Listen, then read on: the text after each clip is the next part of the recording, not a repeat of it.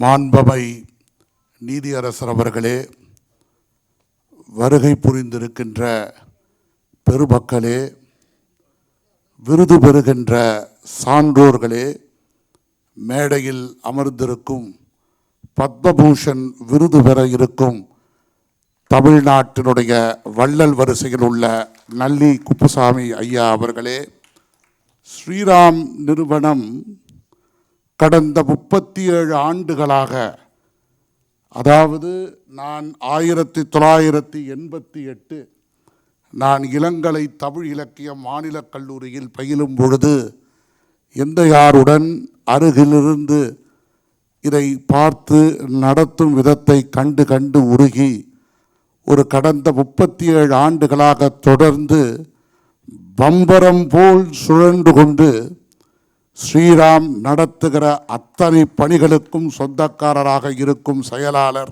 தலைவர் திரு சுந்தரேசன் அவர்களே, வருகை புரிந்திருக்கும் பெருமக்கள் திருப்பதி வாசுகி கண்டப்பன் அவர்களே, பேராசிரியர் உலகநாயகி அவர்களே, பேராசிரியர் ஆதிரா முல்லை அவர்களே, புலவர் விஜயலட்சுமி அவர்களே, மொழிபெயர்ப்பு திலகம் திரு நடராஜன் அவர்களே, எந்தையாரின் நெருங்கிய நண்பர் திரு மோகன சுந்தரம் அவர்களே, வருகை புரிந்திருக்கின்ற பல்வேறு சங்கங்களிலிருந்து தலைவர்களும் சான்றோர்களும், காரைக்குடி அடிப்பொடி கணேசன் அவர்களுடைய பெயர்த்தி இங்கு வருகை புரிந்திருக்கின்றார்கள். கிருஷ்ணகான சபாவில் தொடர்ந்து ஸ்ரீராம் பாரதியாருடைய பிறந்த நாளான இன்றைய பொன்னாளாக 143வது பிறந்த நாளை பிப்ரவரி திங்களில் தவறாமல் நடத்துகின்ற ஒரு வழக்கம். அதுவும் எண்ணி பாருங்கள், இந்த 37 ஆண்டுகளில் சிறப்பு சொற்பொழிவாளர், தலைமை தாங்கும் பெருந்தகை 3 முதல் 5 பேர் என்று எண்ணி விருதுகளை வழங்குகின்ற தாராளம் ஏராளம். ஒரு ஏறக்குறைய எண்ணி பார்த்தீர்கள் என்றால் 150 பேருக்கு தொடர்ந்து விருதுகள் வழங்கப்பட்டு வருகின்றது. 50 வயது என்று ஒரு கணக்கிட்டீர்கள் என்றால் தமிழ்நாட்டில் 50 வயது பருவத்தில் உள்ள அனைவருமே ஸ்ரீராம் இலக்கிய போட்டிகளில், பேச்சு போட்டிகளிலும், கவிதை போட்டிகளிலும், கட்டுரை போட்டிகளிலும் தவறாமல் கலந்து கொண்டு பரிசு பெற்றிருக்கின்றார்கள். அதுவும் இந்த முறை யாரை அழைக்க வேண்டும் என்று நாங்கள் நினைத்த பொழுது சுந்தரேசன் அவர்கள் சொன்னார், நமக்கு எப்பொழுதும் ஒரு நீதியரசர் தான் தலைமை தாங்குவது ஒரு வாடிக்கை அருள், இந்த முறை நீதியரசரையே நீங்கள் அழைக்க வேண்டும் என்று கேட்டார்.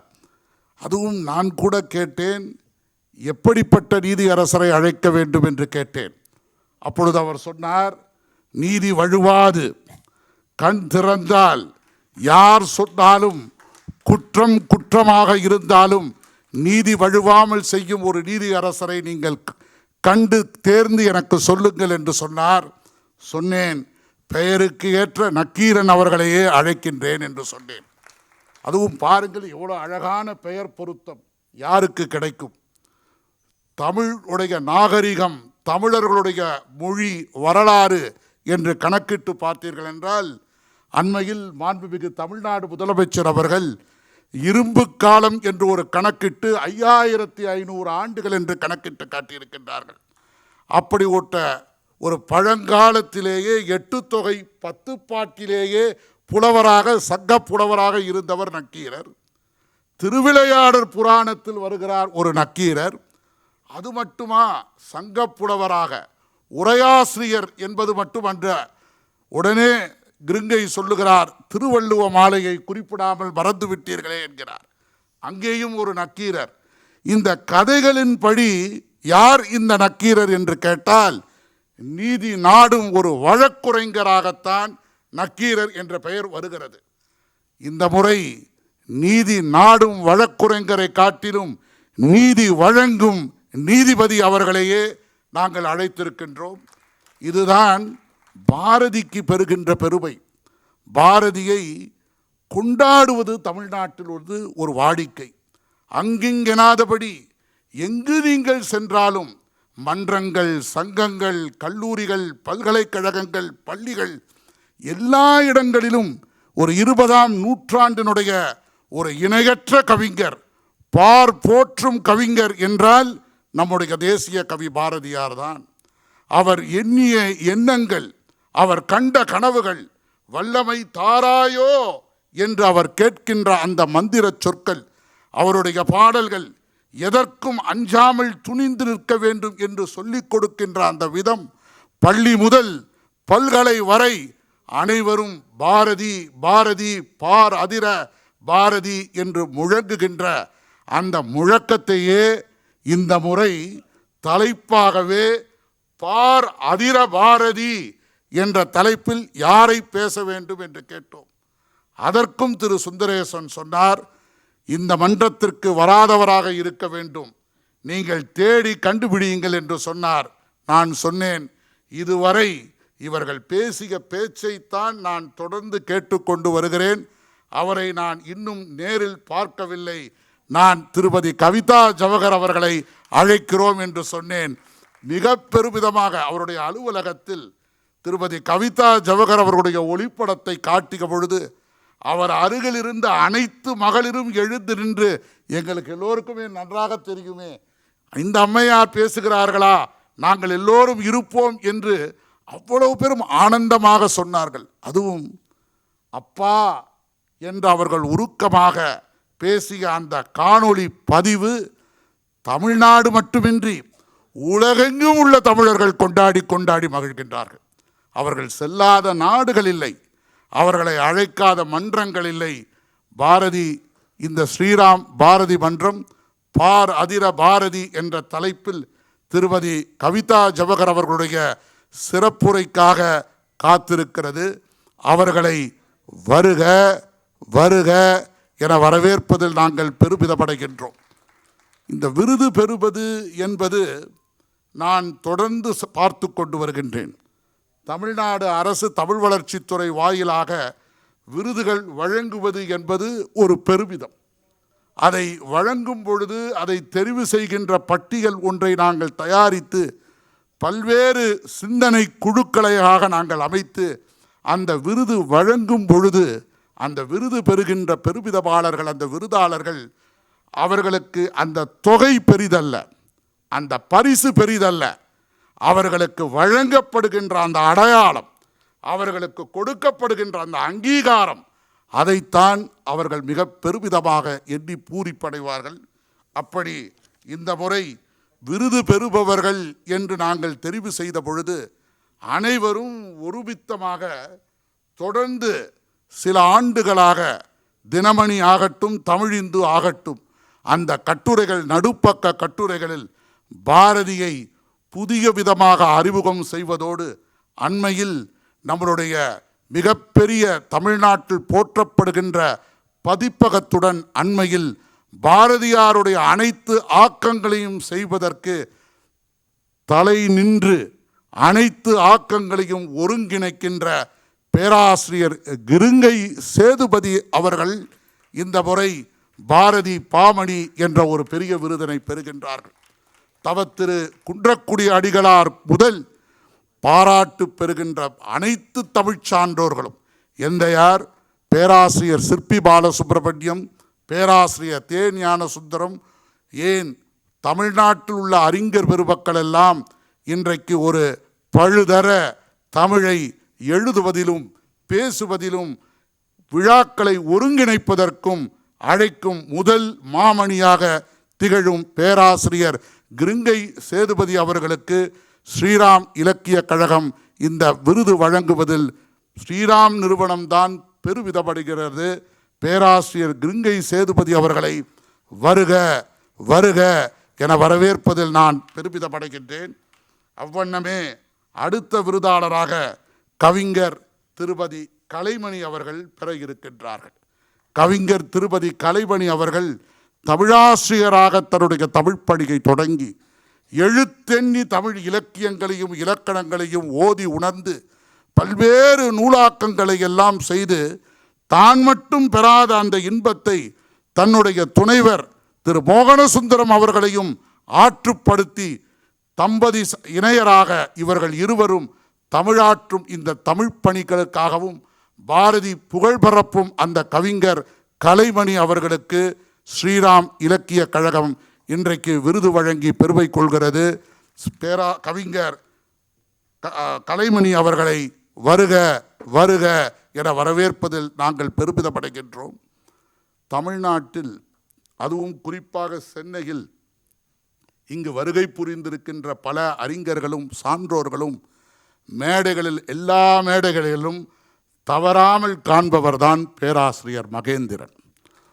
ஒரு சுழலும் பம்பரமாக எங்களுடைய தந்தையாரனுடைய தனிச் செயலாளர் பொன்னேரி பிரதாப் என்னிடம் சில நிகழ்ச்சிகளை எல்லாம் கோர்வையாக சொல்லும் பொழுது, எப்படி பிரதாப் இந்த அழைப்பிதழ்களெல்லாம் இன்னும் வரவே இல்லையே, இந்த நிகழ்ச்சிகளெல்லாம் இங்கு நிரல்பட நடைபெறுகிறதே, எப்படி உங்களுக்கு தெரிகிறது என்று சொன்னேன்.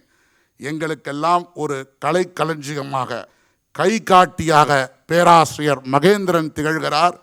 எந்த நிகழ்ச்சி எங்கு நடக்கிறது என்பதை உன்னிப்பாக கவனித்து கொண்டு தன்னுடைய கல்லூரி பணிகளை செம்மாந்து செய்து கொண்டு மாணவர்களை ஆற்றுப்படுத்தி கொண்டும் தன்னுடைய நூலாக்கப் பணிகளையும் செய்து கொண்டு பேராசிரிய பணியை சிறப்பாக ஆற்றிக்கொண்டும் இலக்கிய பணியை எந்தெந்த இடங்களில் இலக்கிய மன்றங்கள் சங்கங்கள் நடத்துவதை விரல் நுனியில் வைத்திருக்கும் பேராசிரியர் மகேந்திரன் அவர்களுக்கு இந்த ஆண்டு ஸ்ரீராம் இலக்கிய கழகம் இந்த விருதை வழங்குவதில் பெருமிதம் கொள்வதனால் பேராசிரியர் மகேந்திரன் அவர்களை வருக வருக என வரவேற்று மகிழ்கிறேன்.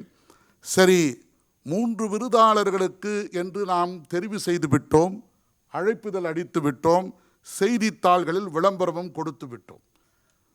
நேற்று முன்தினம் அறிஞர் சுந்தரேசன் அவர்களை அவருடைய அலுவலகத்தில் சென்று பார்த்தேன். நீ என்னை வந்து பார்க்க மாட்டாயே, எதற்கு வந்தாய் என்று கேட்டார். ஏனென்றால் சொல்லுகிற பணிகள் அனைத்தையும் பிரதாப் செய்து விடுவார், நீங்கள் எதற்கு திடீரென்று எங்கள் அலுவலகம் மூகாம்பிகை வளாகத்திற்கு வருகை புரிந்திருக்கிறீர்கள் என்று வினவினார். நான் சொன்னேன், பாரதிக்காகவே வாழ்ந்து கொண்டிருப்பவர், பாரதி புகழையே பரப்பிக் கொண்டிருப்பவர், வாழ்நாள் முழுவதும் தொட்ட நாள் முதல் பாரதியையே எண்ணி எண்ணி கால வரிசைப்படுத்திய மாபெரும் பெருமை வாய்ந்த திரு சீனி விஸ்வநாதன் அவர்களுக்கு இந்திய அரசு பத்மஸ்ரீ விருது வழங்குகிறது. சென்ற திங்கள் இந்திய பிரதமர் பாரதியாருடைய அனைத்து படைப்புகளையும் டில்லியில் அலையன்ஸ் பதிப்பகத்தார் வாயிலாக ஒரு பெருநூலாக வெளியிட்டு பாரதி பக்தன் நான் என்று பிரதமர் அவரிடம் பணிந்து தெரிவித்தார். அவருக்கு பத்மஸ்ரீ விருது தேடி வருகிறது. இந்த பத்மஸ்ரீ விருது மட்டும் காட்டிலும் 2015-16 ஆண்டுகளில் யாரோ ஒரு முறை வந்து அப்பாவிடம் தேடி தேடி விருதுகள் தருகிறீர்கள், நாடி நாடி சென்று விருதுகள் வழங்குகிறீர்கள், எங்களுடைய ஐயா சீனி விஸ்வநாதனுக்கு ஏன் தரவில்லை என்று முறையிட்ட பொழுது, அது தேடி வராது, நாடி வராது, நாங்கள் ஓடி சென்று வழங்குவோம் என்று பெருமிதமாக இதே ஸ்ரீராம் இலக்கிய கழகம் 2016 அவருக்கு விருது வழங்கி மகிழ்ந்தது. பத்மஸ்ரீ விருது வழங்கப்பட்டிருக்கிறது.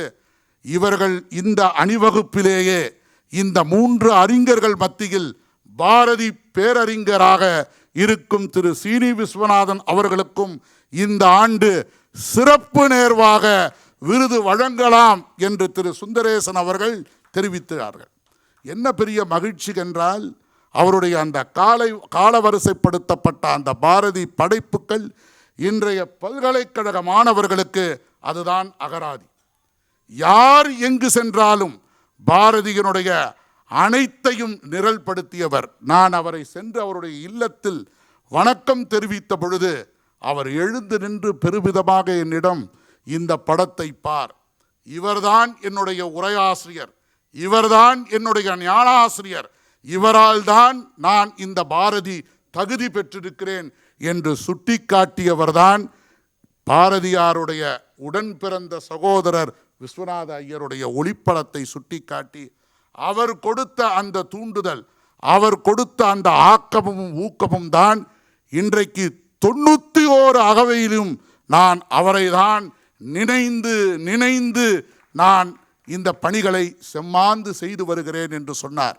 அவருடைய நூலுக்கு நான் சொல்வது 80களில் கவியரசு கண்ணதாசன் அணிந்துரை எழுதும் பொழுது அவர் என்ன சுட்டிக்காட்டினார் என்றால், பாரதி இருந்திருந்தால் அடடே இது என்ன ஒரு புதிய பலே பாண்டியா என்று தெரிவித்திருப்பார் என்று கவியரசு கண்ணதாசன் அவரை பாராட்டியிருக்கிறார். பாரதியின் பெறாத பிள்ளை என்று உலகமே அவரை வியந்து போற்றுகிறது. அவருக்கு இந்த 91 வயதில் பத்மஸ்ரீ விருதுக்கு முன்பே நாம் முந்தி செய்வோம் என்று வழங்கிய வல்லன்மை ஸ்ரீராம் நிறுவனத்தை தான் சாரும். அதுவும் ஸ்ரீராம் நிறுவனம் கடந்த 50 ஆண்டுகளாக தொடர்ந்து இலக்கிய பணிகளை, இரு கண்கள், ஒன்று திருக்குறள், இன்னொன்று பாரதியார் என்று அவருடைய தலைவர் திரு ஆர் தியாகராஜன் அவர்கள் இதை ஒரு கடமையாக, கண்ணியமாக தொடர்ந்து வழுவாமல் செய்து வருகின்ற ஒரு பெரும் பேறு தமிழ்நாட்டுக்குத்தான் கிடைத்த ஒரு பெரும் சிறப்பாகும். எந்த தொழிலதிபரும் தொடங்குவார்கள், தொடங்கியதை தொடர்ந்து செய்வது என்பது பல நேரங்களில் மருள்வார்கள். ஆனால் எப்படி ஒரு அருட்செல்வர் பொள்ளாச்சி மகாலிங்கம் தொடர்ந்து அக்டோபர் திங்கள் என்றால் காந்தி வள்ளலார் விழா என்று 8 நாட்கள் நிரல்பட நடத்தி காட்டினாரோ, எப்படி தொடர்ந்து திருவருட்பா உரைகளை அவர்கள் தமிழ் உலகத்திற்கு வழங்கி மகிழ்ந்தார்களோ, அவ்வண்ணமே பாரதியார் விழாவையும் திருக்குறள் விழாவையும் ஸ்ரீராம் நிறுவனம் தன்னுடைய இரு தோள்களிலும் ஏந்தி கொண்டு பெருமிதமாக நடத்தி வருகிறது. இதில் இன்னொரு பெரிய சிறப்பு என்னவென்றால், இந்த நிகழ்ச்சி சிறப்புரை, நீதியரசர் உரை, தலைமை உரை, பாராட்டுரை என்பதையெல்லாம் விஞ்சி ஒரு மாபெரும் பணியை தொடர்ந்து நாங்கள் செய்து வருகிறோம். அந்த பணி என்னவென்றால், ஆண்டு தவறாமல் ஒரு நூல் வெளியிடப்படுகிறது. ஸ்ரீராம் நிறுவனம் எந்த விதமான பலனும் எதிர்பார்க்காமல் அந்த நூலாக்க பணிக்கு என்று மொத்த தொகையையும் அவர்களே செலுத்தி அதை அச்சாக்கம் செய்து வருகை புரிந்திருக்கின்ற, இன்றைக்கு வருகை புரிந்திருக்கிற அனைத்து விருந்தினர்களுக்கும் அந்த நூலினை விலை ஏதுமின்றி, அந்த நூலினுடைய விலை என்று என்ன என்று இந்த முறை நான் பொன்னேரி பிரதாப் அவரை கேட்டேன். குறைந்தது 500 ரூபாய் சந்தையில் கிடைக்கும் ஐயா என்றார். நான் திரு சுந்தரேசன் அவரிடம் சொன்னேன், சிறப்பு சலுகை என்று செய்வோம், மக்கள் பதிப்பு என்று வெளியிடுவோம். ஏனென்றால் வருகிற பார்வையாளர்கள், விருந்தினர்கள் யார் என்றால் இவர்களெல்லாம் தமிழ்நாட்டில் முதன்மையானவர்கள், அறிஞர்கள், சான்றோர்கள். இலவசங்களை பெரிதும் அவர்கள் விரும்ப மாட்டார்கள். அவர்கள் மக்கள் பதிப்பு என்று 100 ரூபாய் வழங்குவதில் எந்த விதமான சுணக்கமும் காட்ட மாட்டார்கள் என்றேன். அது வேண்டுமென்றால் உங்களுக்கு இருக்கட்டும், நாங்கள் உங்களைப் போலவே, நீங்கள் எப்படி அரசில் தாராளமாக ஏராளமாக மாண்புமிகு தமிழ்நாடு முதலமைச்சர் அவர்கள் இலவசங்களை வழங்குகிறாரோ, அதுபோல நூல்களை வழங்குவது எங்களுடைய பணி, இது எங்களுடைய தலையாய கடமை என்று இந்த முறை எனக்கு பெரிய சிறப்பு என்னவென்றால், என்னுடைய தந்தையார் ஒரு ஏராளமான நூல்களுக்கு அணிந்துரை வழங்கி இருக்கின்றார். வார்த்தை சித்தர் வலம்புரி ஜான் ஒரு முறை குறிப்பிட்டார், மேடை மின்னலாகவே தான் ஔவை நடராஜன் திகழ்கிறார். அவருடைய உரைகளெல்லாம் மின்னுகிறது, பளிச்சிடுகிறது. ஆனால் தவறி யாரும் அதை பதிவு செய்யாமலேயே போகிறார்கள். அவர் அதை பற்றி கவலைப்படுவதே இல்லை. பறப்பது ஒன்றுதான் அவருடைய பணி, சிறகுகளை எல்லாம் சேகரிப்பது அவருடைய பணி அல்ல என்று அவர் 80களில் தாய் இதழில் எழுதியிருந்தார். பேராசிரியர் உலகநாயகி பழனி அவர்கள் ஒரு 3 ஆண்டுகளுக்கு முன்பு என்னுடைய தந்தையாரை குறித்து மேடை திறன் என்ற ஒரு நூலை வெளியிடுவதற்கு தன்னுடைய செலவிலேயே தஞ்சாவூர் தமிழ் பல்கலைக்கழகத்திற்கு சென்று 1 வாரம் தங்கியிருந்து வந்து என்னிடம் மிகவும் வருத்தமாக சொன்னார், எப்படி அருள், ஒரு பதிவு கூட அங்கே இல்லாமல் இருக்கிறது, எந்த விதமான தாள், ஒரு குறிப்பு கூட என்னால் கண்டெடுக்க முடியவில்லை, 7 நாள் நான் சுற்றி வந்ததுதான் எனக்கு வேலையாக இருந்தது என்று வருத்தப்பட்டார். நான் சொன்னேன், அக்கா கவலைப்படாதீர்கள், நான் அப்பா இருக்கும் பொழுதே ஒரு 1000 முன்னுரைகளை தொகுத்து வைத்திருக்கிறேன். அவருடைய மேடை உரைகள் என்று ஒரு 500 மேடை உரைகளை தொகுத்து வைத்திருந்தேன். அப்பாவிடம் பலமுறை காட்டிய பொழுது, இவைகளெல்லாம் எதற்கு வைத்திருக்கிறாய், ஒரு காலத்தில் இவைகளெல்லாம் ஓலைச்சுவடிகள் போல் ஆகிவிடும், இதையெல்லாம் மறந்துவிடு என்று சொன்னால் மனம் கேட்கவில்லை. தொகுத்தது என்று சொல்லி திரு சுந்தரேசன் அவர்கள் தெரிவு செய்து ஒரு 125 அணிந்துரைகளை ஔவை தமிழ் அமுது என்று இன்றைக்கு நூலாக்கம் செய்துள்ளோம். ஒரு 90 ஒளிப்படங்களுடன் ஒரு 390 பக்கங்களில் நிரம்பிய இந்த நூலினை தொடக்க முதல் அணி செய்து இதனை செவ்வனே செய்ய வேண்டும் என்று தன்னை ஆற்றுப்படுத்தி கொண்ட என்னுடைய தந்தையாரினுடைய தனி செயலாளர் பொன்னேரி பிரதாப்புக்குத்தான் அனைத்து புகழும் சேரும். எல்லோரும் பெற்றோர்கள் பலரை அவங்களுடைய குழந்தைகளுக்கு செல்வங்களுக்கு வழங்கி செல்வார்கள். என்னுடைய தந்தையார் நிறைந்த செல்வமாக தன்னுடன் பணியாற்றி 10 ஆண்டுகள் அருகிலேயே பணியாற்றி தோளுக்கு தோளாய் உயிருக்கு உயிராய் உறவுக்கு உறவாய் இருந்த உதவியாளர் பொன்னேரி பிரதாப் அவர்களை தான் தன்னுடைய இறுதி நாட்களில் கூட எனக்கு எந்த கவலையும் இல்லை, அருள் பார்த்து கொள்வான், அருள் அவனை சேர்த்து கொள்வான் அனைத்து பணிகளிலும் என்று பெருமிதமாக எங்கு சென்றாலும் சொன்னார். தந்தை சொல் மிக்க மந்திரமில்லை. பொன்னேரி பிரதாப் அவர்களுக்கு என்னுடைய தனி வணக்கத்தை தெரிவித்துக் கொள்கிறேன். ஸ்ரீராம் நிறுவனம் நடத்துகின்ற இந்த பெருமிதமான விழாவிற்கு ஆண்டுதோறும் நிரல் உரை என்று செய்வது திரு கல்யாணசுந்தரம் பாலசுப்ரமணியம் அவர்கள். திரு கல்யாணசுந்தரம் பாலசுப்ரமணியம் அவர்கள் பாலசாண்டில்யன் என்று தன்னுடைய பெயரை புனைபெயராக்கி கொண்டு கவிஞராய், மொழிபெயர்ப்பாளராய், சிந்தனையாளராக, எழுத்தாளராக பரிணமித்து கொண்டிருப்பவர். வயதில் மூத்தவர்களை கூட என்னை கவர்ந்த வாலிபர்கள் என்று தொடர்ந்து முகநூலில் அவர் கட்டுரை எழுதி வருகிறார். அவர் பேசுகிறார் என்றாலேயே ஸ்ரீராம் நிறுவனம் பெருமிதப்படையும். அதே போல ஒளிப்படம் எடுக்க வேண்டும் என்று நாங்கள் கேட்டால் ஸ்ரீராம் நிறுவனம் எதை கேட்டாலும் தனி முத்திரை பதிப்பவர்களை அடையாளம் காட்டுவார்கள். கலைமாமணி யோகா அவர்களைத்தான் நாங்கள் தெரிவு செய்திருக்கிறோம். கலைமாமணி யோகா அவர்கள் யாருக்கு அவர் நண்பர் என்று தெரியாது. நான் அவரை இத்தனை காலமாக நல்லியார் அவருடைய நெருங்கிய நண்பர் என்று பார்த்தேன். இயக்குனர் இமயத்தை பற்றி அவர் எழுதிய நூலை பார்த்த பிறகு அவ்வளவு பெருமிதமாக பாரதி ராஜா அவர்களை பற்றி அவர் எழுதியிருக்கின்றார். அந்த நூல் வருகிற 17ஆம் தேதி அன்று வெளியிட இருக்கின்றார்கள். இதை அனைத்து நிகழ்ச்சிகளையும் காணொளியாக ஆண்டு தவறாமல் பதிவு செய்யும் நம்பி அவர்களையும் நான் வரவேற்கிறேன். பெருமக்களே, நீங்கள் எல்லோரும் இன்றைய இந்த நிகழ்ச்சியில் வருகை புரிந்திருப்பதற்காக உங்களை எல்லோரையும் வருக வருக என வரவேற்பதில் நான் நெகிழ்ந்து வரவேற்கிறேன். ஸ்ரீராம் நிறுவன தலைவர் பத்மபூஷன் ஆர் தியாகராஜன் அவர்கள் தொட்டது துலங்கும். அவர் செய்யும் அத்தனை காரியங்களும் வெற்றி பெறுகின்றது. அவர் தொட்ட இந்த பாரதி விழா பெருமிதமாக நடைபெற்று கொண்டிருக்கிறது. உங்களை எல்லோருக்கும் வரவேற்பது மட்டும்தான் என் கடமை.